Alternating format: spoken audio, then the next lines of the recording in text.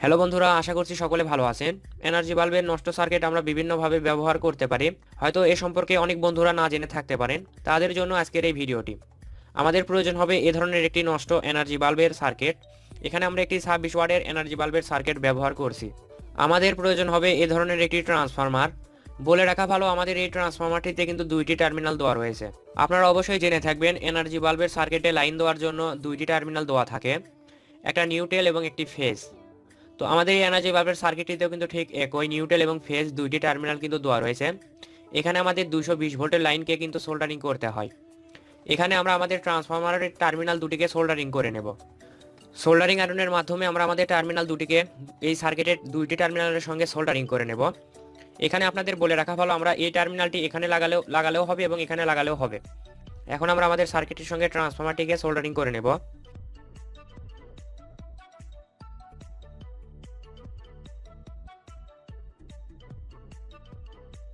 আমাদের টার্মিনাল দুটি কিন্তু সোল্ডারিং করা হয়ে গেছে। সোল্ডারিং করার পর অবশ্যই লক্ষ্য রাখবেন টার্মিনাল কটে যেন শর্ট না হয়, এদিকে অবশ্যই লক্ষ্য রাখবেন। ঠিক যেখানে 220 ভোল্ট লাইন রয়েছে সেখানে যেন টার্মিনাল দুটি সোল্ডারিং হয়, এদিকে অবশ্যই আপনারা লক্ষ্য করবেন। এবার আপনারা লক্ষ্য করুন, প্রত্যেকটি সার্কিটে কিন্তু একটি করে ইলেকট্রোলাইট ক্যাপাসিটর দেওয়া থাকে। ঠিক এই সার্কিটটিতেও একটি ইলেকট্রোলাইট ক্যাপাসিটর দেওয়া রয়েছে। ক্যাপাসিটরের পজিটিভ পাশ এবং নেগেটিভ পাশ আমাদের কিন্তু লক্ষ্য করতে হবে।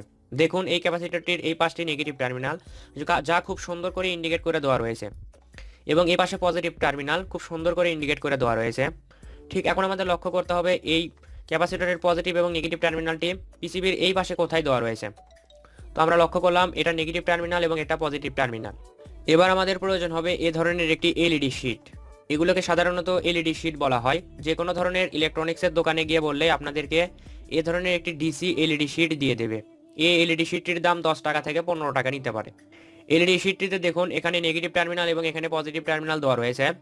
নষ্ট এনার্জি বাল্বের সার্কিটের ক্যাপাসিটরের নেগেটিভ এবং পজিটিভ টার্মিনালের সাথে এলইডি বাল্বের নেগেটিভ টার্মিনাল এবং পজিটিভ টার্মিনাল সোল্ডারিং করে নিতে হবে। এখন সোল্ডারিং আয়রনের মাধ্যমে টার্মিনাল দুটিকে আমরা খুব সুন্দর করে সোল্ডারিং করে নেব, এবং অবশ্যই সাবধানতার সাথে সোল্ডারিং করব, যাতে করে কোনো কম্পোনেন্টের সঙ্গে আমাদের এই টার্মিনালগুলি শর্ট সার্কিট না হয়। আমরা এলইডি বাল্বের টার্মিনাল দুটিকে ক্যাপাসিটরের সঙ্গে খুব সুন্দর করে সোল্ডারিং করে নিলাম। আমাদের কাজ কিন্তু শেষ। এখন আমরা এই সার্কিটটিকে চেক করে দেখব।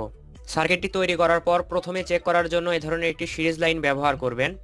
এখানে আমরা একটি সিরিজ লাইন নিয়ে এসেছি। এখানে সিরিজ লাইনে 60 ওয়াটের একটি বাল্ব দেওয়া রয়েছে। এখন আমরা আমাদের সিরিজ লাইনের প্রবটি, অর্থাৎ এই প্রবটি সিরিজ লাইনে দিয়ে দেখব আমাদের এটা কিভাবে কাজ করে বা এটা কেমন কাজ করে। তো আমরা টার্মিনালটি সিরিজ লাইনে দিই। সিরিজ লাইনের টার্মিনালটি দেওয়ার সঙ্গে সঙ্গে আমাদের এলইডি বাল্বটি কিন্তু জ্বলে উঠেছে, অর্থাৎ এখন এটা কিন্তু আমরা একটি এলইডি বাল্ব জ্বালানোর ক্ষেত্রে কিন্তু ব্যবহার করছি।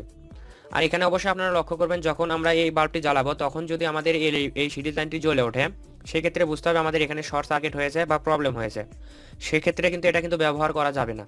তো দেখুন, এখানে কিন্তু সিরিজ লাইনের বাতি একটুও জ্বলেনি, আমাদের এলইডি বাল্বটি কিন্তু খুব সুন্দরভাবে জ্বলতেছে এবং খুব উজ্জ্বল আলো দিচ্ছে। তো আমাদের এটাতে কিন্তু কোনো সমস্যা নেই, এটা আমরা এভাবে ইউজ করতে পারবো, সাধারণত সমস্যা হওয়ার কোনো কথা না। তো এভাবে আপনারা একটি নষ্ট এনার্জি বাল্বের সার্কিটকে খুব সুন্দরভাবে ইউজ করতে পারবেন। নষ্ট এনার্জি বাল্বের সার্কিট দিয়ে আরও বিভিন্ন ধরনের কাজই করা যায়। এ সম্পর্কে অলরেডি আমরা বেশ কয়েকটি ভিডিও দিয়েছি। আপনারা চাইলে আমরা আরও ভিডিও নিয়ে আসবো। আপনাদের এই ভিডিওটি ভালো লেগে থাকলে অবশ্যই ভিডিওতে একটা লাইক দেবেন। ভিডিওটি আপনার কাছে কেমন লাগলো বা এই সম্পর্কে আরও নতুন কোনো ভিডিও চান কিনা আমাদেরকে কমেন্ট করে জানিয়ে দিতে পারেন। আপনি আমাদের চ্যানেলে নতুন হয়ে থাকলে বা এই ধরনের আরও নতুন নতুন ভিডিও পাওয়ার জন্য আমাদের চ্যানেলটি সাবস্ক্রাইব করে পাশে থাকা বেল আইকনে ক্লিক করে দেবেন। আমাদের আজকের এই ভিডিওটি দেখার জন্য আপনাকে অসংখ্য অসংখ্য ধন্যবাদ।